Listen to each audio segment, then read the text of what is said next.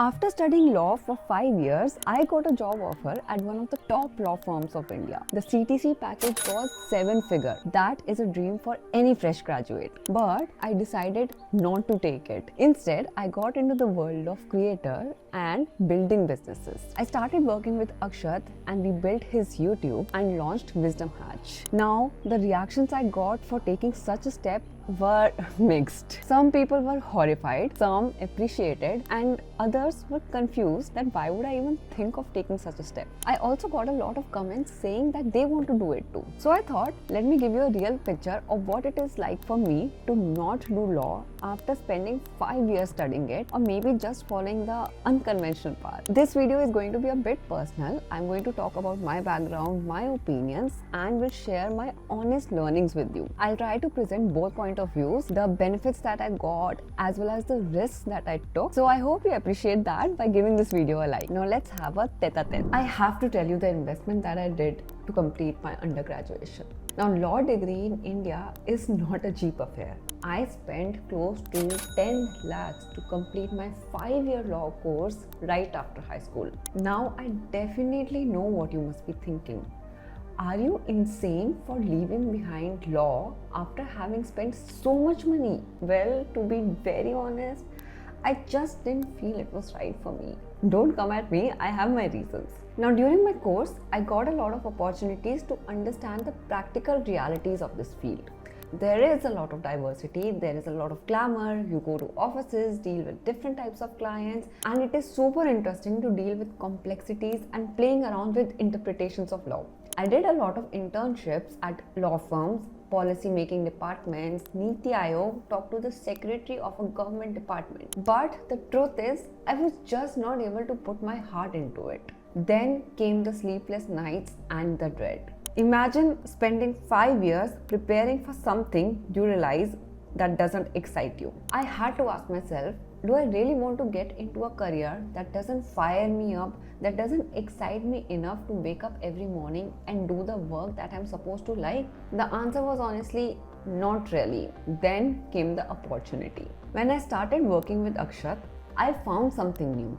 I found that there are career options that give you the freedom, the creativity that you seek, and the opportunity to build something from scratch. This was a world where I could experiment, learn, and create value in ways that law did not allow me. It just felt something that I want to give a chance to and would want to see how it works out. Yes, I do recognize that I was privileged and lucky enough to get this opportunity, but the point is that I decided to grab that opportunity and make it work for me. There were other reasons too, but I don't really want to spend a lot of time on it, otherwise this video would lose its essence. But whatever way I got into this field, it was like a breath of fresh air for me. Having said that, all wasn't really easy.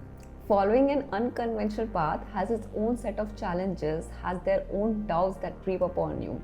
Let's talk about that for a second. Now let's get real for a second. Choosing an unconventional path is glorified. It has that fancy vibe related to it that you get so many benefits, the income is so high. But I would like to tell you very honestly that there are also risks that you should consider.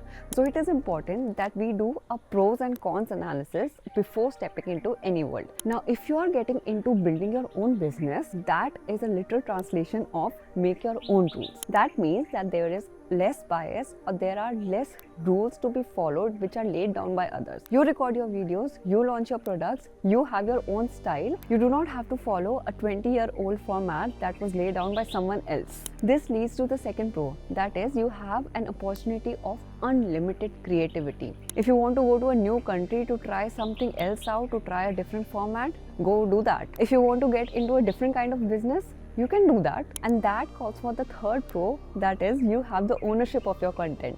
You're not doing it on a pay scale to report it to someone else. You have the complete freedom to do what you want when you want. Basically, freedom is the biggest pro you get into this field. However, there are two sides to any story. Where there are benefits, there are also risks. For instance, there is a huge scope of creativity, but all of this is unstructured. There's a lot of uncertainty, the field is really dynamic, that can be a little chaotic from time to time. The second downside I face in this is that there is a lack of regularity. Now, there are no regular paychecks when you get into this world. In fact, a lot of people, they do not even make money by making videos or building businesses. A lot of businesses, they even fail before they get profitable. And the third one that I personally faced or sometimes think about from time to time is identity crisis. That is what others think of me. Getting an undergrad degree in one field and doing something else completely might form opinions in the mind of others. However, you have to get over it. You have to understand what matters to you most, what are your goals. That will help you decide whether you should consider it or not. Let's talk about that now. Well, should you consider this step? You need to ask yourself 3 questions and write down the answers. The first question is, what are you passionate about? Second, can you handle risk, uncertainty, and unstructured nature of work? You need to be able to take risks, be adaptable, and take accountability of your actions. And third, most importantly, do you have a support system? Now, this is not a mandate, but it definitely helps, especially financial support. Stepping into uncharted territories such as entrepreneurship or building a business is a long journey. You need to have your plan B, C's, and D's sorted out. You need to have something to fall back into in case things don't go as planned. In short, you need to have some level of backing financially and emotionally also. If your answers to these questions are a yes, then maybe it is time to consider taking that step. What should you do? Let's talk about that very briefly because this is a whole video in itself. First, start small, start a side hustle. I know hundreds of videos out there telling you the same thing, but do it seriously. Do not quit, be consistent. This is a generic advice, but honestly and speaking from personal experience, this makes a lot of difference. Second, build skills. The combination of both your soft skill and hard skill will let you thrive in this environment. And third, I did say it before, be consistent, but more importantly, be smart. Compounding in itself is not sufficient. You need to be directional. If you try a product and it doesn't work in the market because of market conditions or for whatever reasons, you need to understand your lessons from it and then move on to the next product and see what will work. Adapt, iterate, and stick by. That is how you will understand what the market wants. And fourth, the key thing, just be yourself. Understand what value do you bring, what are your experiences. Talk about yourself, talk about your journey. Trust me, a lot of people will learn from that. So there you have it, a lawyer who is not lawyering. Honestly, it was a scary decision, but the experience has been incredibly rewarding.